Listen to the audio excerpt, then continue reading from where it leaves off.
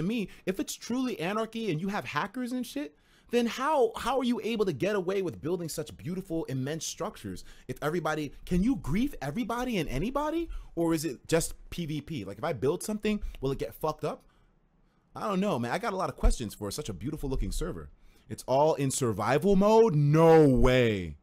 As well as what you might experience in the short term, as well as in the long term. Then, after that, we're gonna compare and contrast two extremes of this server. The spawn point and the builds themselves. The spawn point? As you might imagine of a quite active 7-year-old Anarchy Minecraft server, the spawn area looks nothing like any Minecraft oh my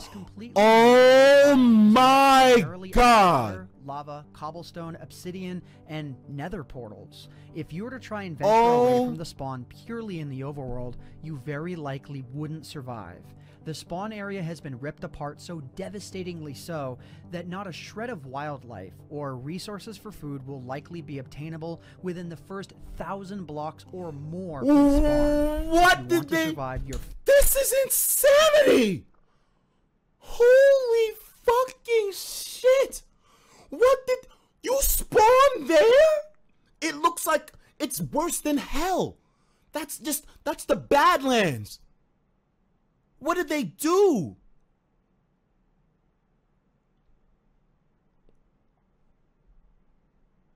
Wow. First night on 2B2T on anything besides zombie flesh meat and handouts if you're lucky, you'll have to brave the Nether and its expansive system of highways. Wow. If you're not familiar with this basic Minecraft mechanic, let me give you a quick refresher. For every 1 block you walk in the Nether, you'll travel 8 of those blocks in the overworld, which means the previously monumental task of escape. Someone says you have to not run. That way you escape the spawn so you don't lose hunger. Holy shit. Everything, Etika. They did everything. They did just about anything. How do you expect me? You were going to throw me in there tonight?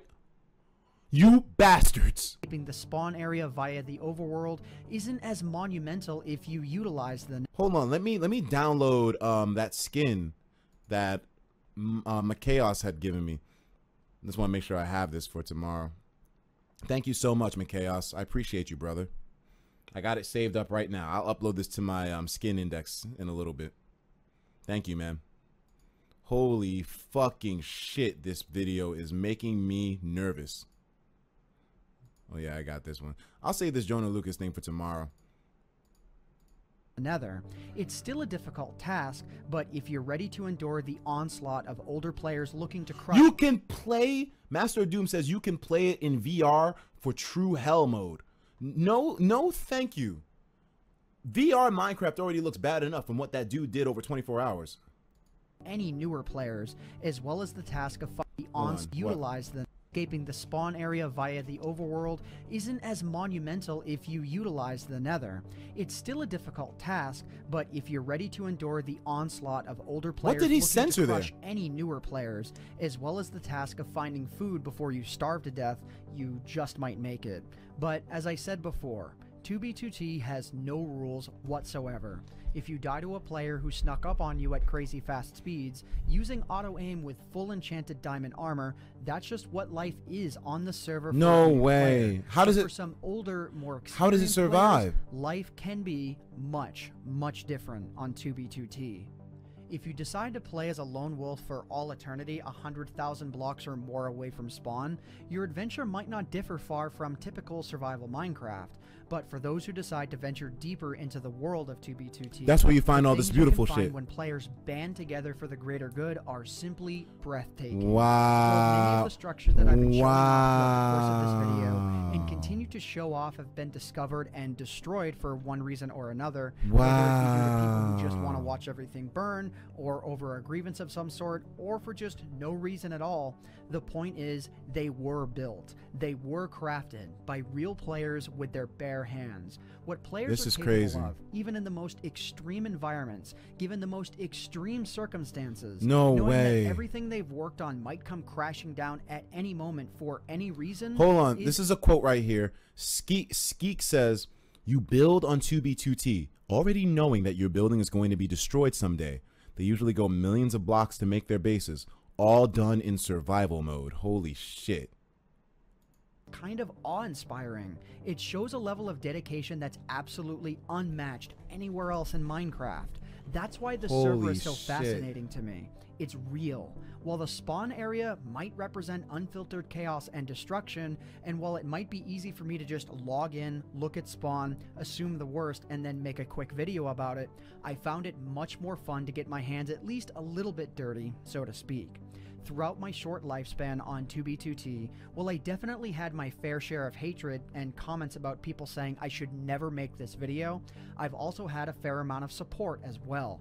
And while my experience doesn't guarantee anyone else's experience, there's no doubting that what 2B2T has managed to pull off for over 7 years is nothing short of astonishing. This is a miracle. Like I said how did you even, how do you band together? Everyone's individual story on this. You can be killed at any time during playing this, but how do you manage to work together with people to build such marvelous structures? Server, I'd very likely get more details wrong than I have words in this script. Each creation has their own story. Each player has their own story. And if they feel like sharing their stories, I'll let them do that for themselves. My only goal with this video was to give you a taste of what I feel is the most interesting server in Minecraft. Elov, can I be a mod? Sure, I got you. There you go, bro. By a clear mile. If you want to check out 2B2T for yourselves, just remember the warning that I had just after the intro of this video. Wow. The chat on this server is raw and unfiltered. Wow. I'm not responsible for you exploring this realm on your own.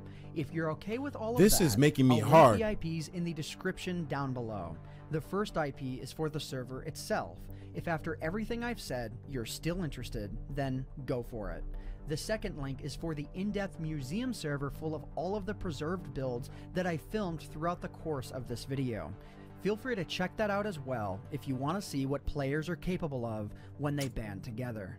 Wow. So yeah, this has been a video that I've wanted to make for well over a year now, and I feel that now is finally the right time for me to do so. Holy shit. I am bruh mode right now. This server is going to be absolute chaos, but to be honest with you, it sounds like a Joy-Con Boys classic in the first place. I can't wait.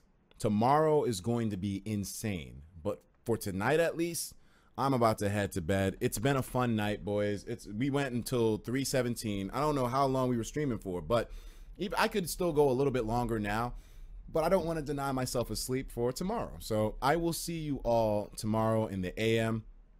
I'm going to be chilling for a little bit before I go to sleep. I gotta fucking set up. Well, I gotta break down stuff rather, and I also gotta go get some shower stuff done, man.